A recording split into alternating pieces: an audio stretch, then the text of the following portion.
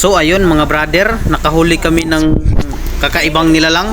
Ito na siya brother, kulay brown mga brother. Tinalian namin sa liig mga brother.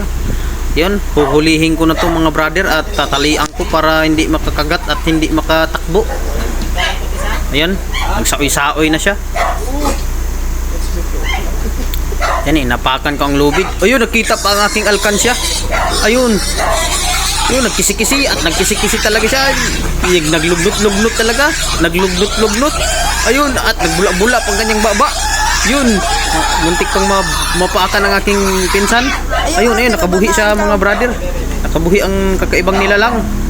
At uulitin na naman namin ang paghuli. Uunahin namin ang paa.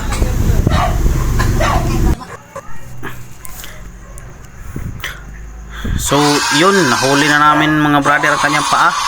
At binatugan na ng aking pinsan at ang aking bayaw.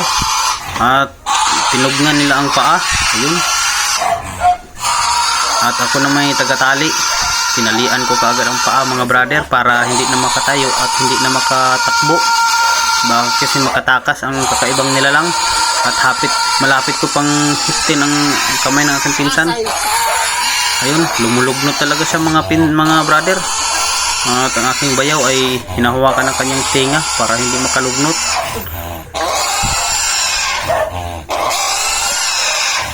Malakas pala tong kakaibang nilalang mga brother.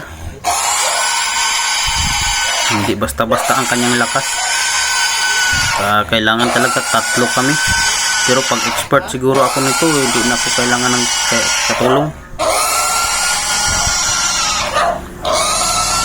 Ayan, hinubad ko yung PC na nakabuhol-buhol.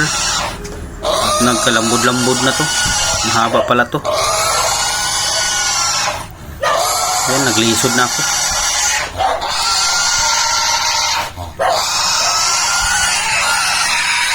At yun, may isa pang kakaibang nilalang. Ay hindi, lola ko pala yan.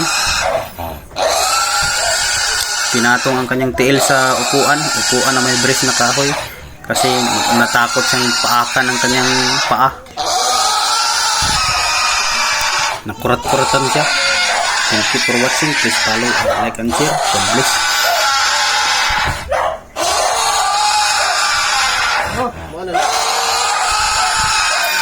Grabing focus talaga magtingin ng aking lula. Natakot talaga siya sa kakaibang nilalang. Ayun mga brother, talian ko na siya mga brother. At yun, nag-ihi-ihi pa siya mga brother.